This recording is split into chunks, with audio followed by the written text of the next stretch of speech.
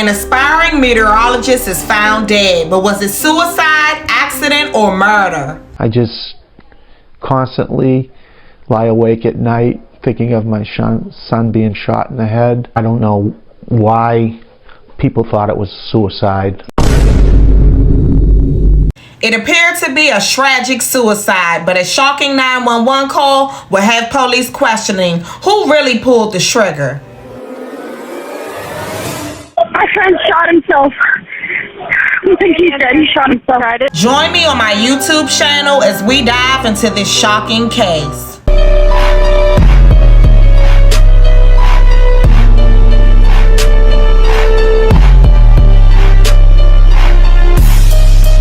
Hey y'all, thanks for rocking with me. I'm sorry that it took me a minute, but I'm back like I never left. Let's get right into this thing. So today we are going to be diving into the case of 22-year-old Timothy Engelhardt.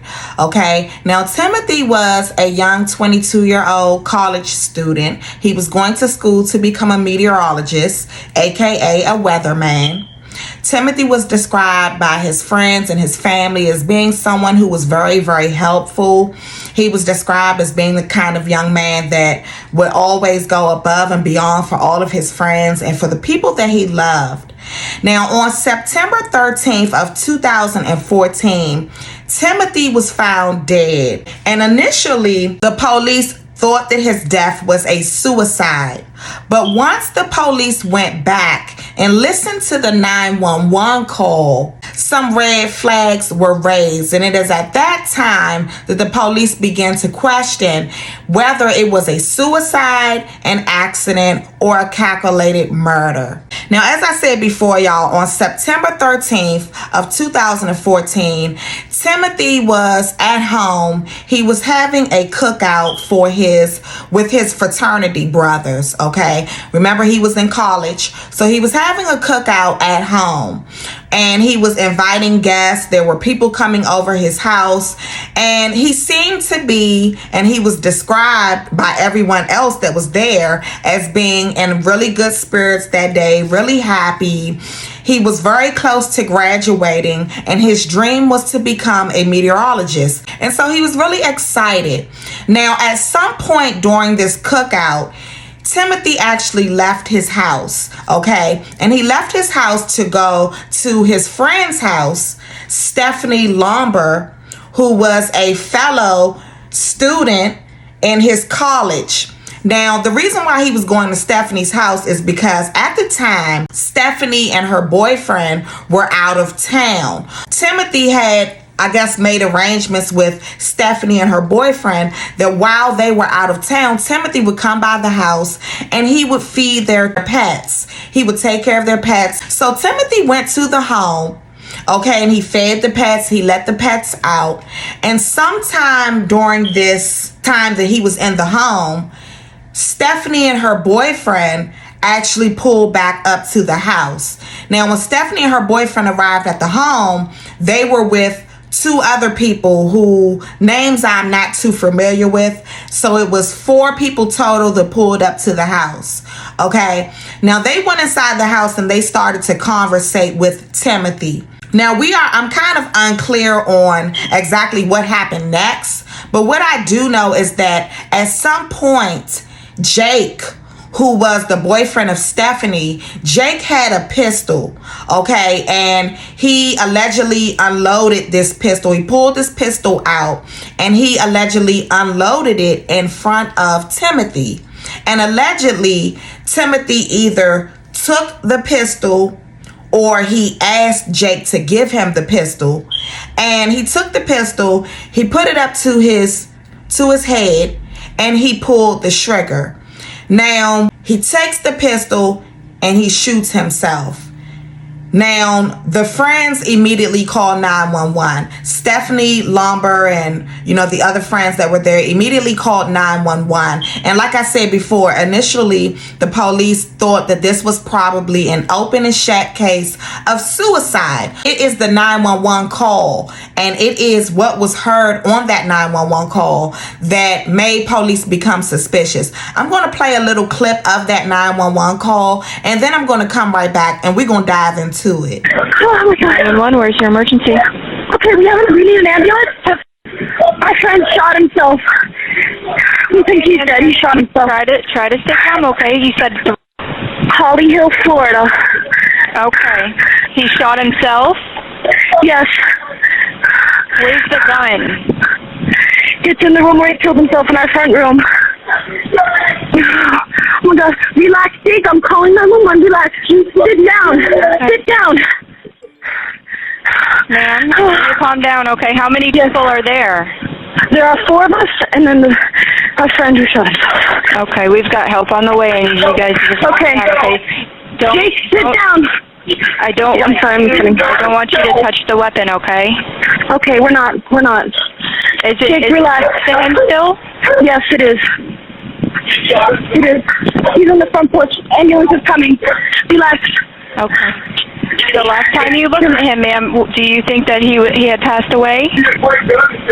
I think he did. It was suicide, and he fell over. It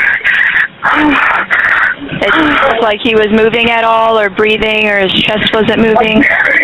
No. He's relax. Jake, sit down. The friend belongs to my boyfriend here, and he's very upset because he feels responsible for it. Relax, calm down, relax. Relax. I'm sorry, Keep everybody as calm as you can, okay? Can you guys go outside for me?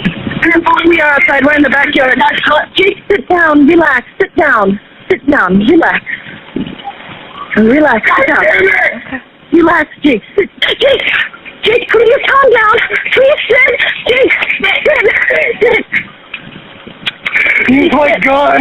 Jake, Sir, sit down, relax. Take a deep breath, okay? Oh, does Jake own the gun, ma'am? Yes, it is his gun. I didn't kill him. No, you didn't. Relax, you didn't kill him. Relax. They can't rule it a suicide until they check out the scene. Oh my God, I understand.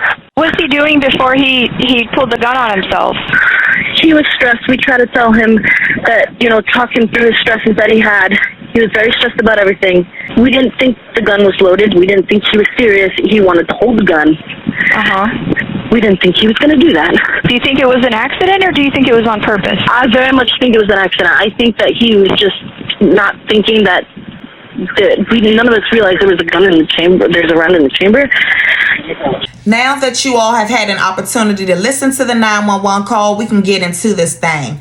So I had a couple of problems with the 911 call, y'all. And my biggest problem is that there were several different accounts on the 911 call. She initially said this was a suicide and her friend had killed himself. But later on in the call, Stephanie goes on and says, oh, this was an accident. I don't think that he realized that the gun wasn't, all the way empty. Was this a suicide? Was this just an accident? It is not clear. Now, on that 911 call, we hear Stephanie tell dispatch that, hey, he was depressed. Timothy was depressed. But when dispatch asks her, okay, well, what was he depressed about? She gives a very vague answer, and she says, oh, well, he was just depressed about everything. He was depressed about a lot of stuff, and we were trying to talk to him. Now, one of the biggest things that really concerned me about this case, you all, is that after Timothy died, his friends, his roommate, his parents, his family members, they all came out and said Timothy was not depressed. As a matter of fact, his roommate, who was also his best friend, spoke out to the media. No, it wasn't suicide. Tim had everything going for him. There's no way. He was looking forward to Thanksgiving. There were, times where we'd be joking around talking about, being at each other's weddings one day. So everyone else that is connected to Timothy says that Timothy was not depressed. He was fine. Okay? The only people who ever said that Timothy was depressed were these people who were in this house with him when he died. Stephanie, who was the young lady who originally called 911, I've had a couple of problems with her version of the story, and I'm going to tell y'all why. Stephanie has given several different versions of this story. Okay, I've been researching this case heavily. In one version, she says that her boyfriend, Jake, handed Timothy the gun. But then in another version, she says that the gun was sitting on the table and Timothy picked it up. They claimed that Timothy was very depressed. They claimed that he was suicidal. At one point, the boy Jake, who is Stephanie's boyfriend, said that he was trying to talk Timothy down and talk him out of, killing himself. If someone is that depressed and they ask you to see your gun, why would you hand them a gun? Regardless of whether you thought it was loaded or whether you thought it was all the way empty, if you know that your friend is suicidal, why would you give it to him? That version of the story that she gave when she said her boyfriend handed Timothy the gun, it just didn't sound right to me. Timothy's parents actually spoke out about this case after he died. His father expressed that he does not believe that it was a suicide. And I'm going to play a clip of an interview that his father did with the news. I'm going to let y'all listen to it. I just constantly lie awake at night thinking of my son being shot in the head. I don't know why people thought it was suicide. I believe it was accidental, but a murder is a murder. Now, as you all heard, Timothy's father did not believe that this was a suicide. He actually believed that it is most likely an accident.